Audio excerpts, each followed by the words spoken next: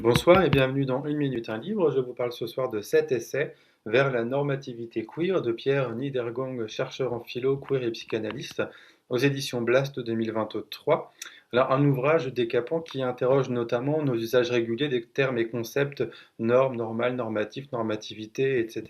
Alors, articulant et ou dialoguant avec les travaux de Butler, Foucault ou encore de Lauretis, la pensée et l'analyse de Pierre Niedergang nous invitent à accepter finalement de penser nos conceptions autrement, et c'est bien là l'objet d'ailleurs de tout échange ou de tout débat, accepter aussi de pouvoir changer d'avis.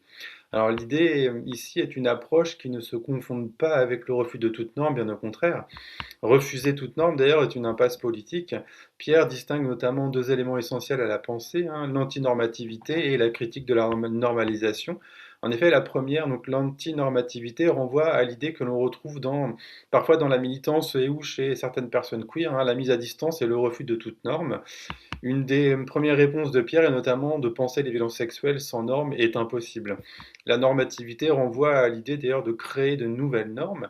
Et donc cette normativité s'oppose ainsi à donc, cette normalisation, l'idée de l'alignement des pensées, des discours, des comportements sur des normes préexistantes et dominantes, ce que les pratiques queer peuvent légitimement avoir à cœur de critiquer.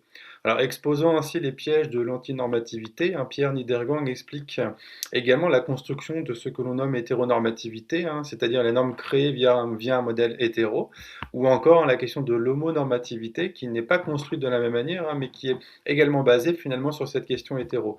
Et d'ailleurs, on parle de monormativité également pour décrire, je cite, l'embrigadement des corps queer dans la politique sexuelle du néolibéralisme, pour citer Lisa Degan.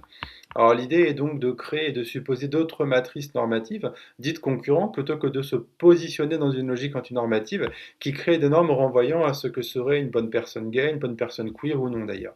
Donc Pierre évoque ici, on regarde d'ailleurs des pièges de l'antinormativité et dans l'optique d'une politique et d'une théorie queer féministe, qu'il faut concevoir la possibilité que le travail normatif queer soit double, à la fois celui d'une critique des normes et celui de l'invention créative de nouvelles normes par lesquelles penser la sexualité.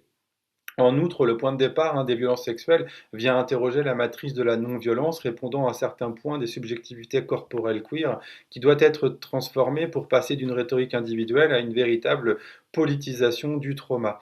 Donc Pierre interroge notamment aussi, plutôt également, le couple violence et safe, et critique une illusion, l'idée que le safe serait lié à une absence de normes, ce qui n'est pas le cas. En effet, l'idée est plutôt de montrer que le safe ne peut être pensé comme une absence de normes ou de conflits, mais comme le produit d'un travail normatif queer nécessaire pour nommer, prévenir et politiser aussi les violences.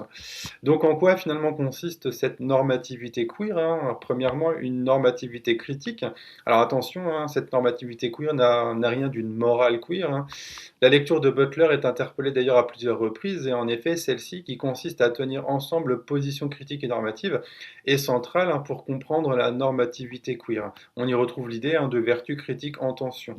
Deuxièmement, une normativité communautaire, c'est-à-dire que les normes ne peuvent être produites de manière critique qu'au sein des communs et au travers des relations entre les individus. On s'oppose donc ici aux positions dites antirelationnelles. Alors je cite aussi, comme pour Butler, il n'y a pas de dehors des normes qui ne soit pas le produit des normes. L'action politique queer est donc pensée comme une façon non pas d'essayer de sortir des normes de genre, mais de les citer de manière à défaire leur prétendue naturalité, défaire la matrice normative du genre depuis l'intérieur. Troisièmement, une normativité vitale, non pas au sens d'une vitalité incarnée dans un corps individuel, mais au sens d'une approche relationnelle de la vie. On voit bien l'imbrication, de toute façon, des trois éléments. Donc Pierre Niedergang ajoute que c'est cette normativité vitale où la vie est comprise à partir de la relation, à partir de la relation, pardon, que Judith Butler cherche à saisir à partir de la notion notamment de vulnérabilité.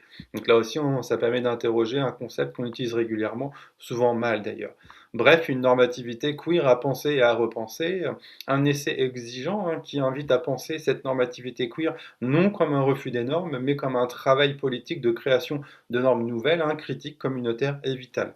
Je vous invite vraiment à découvrir en tout cas cet essai, c'est brillant, très intéressant, très bonne lecture et à bientôt.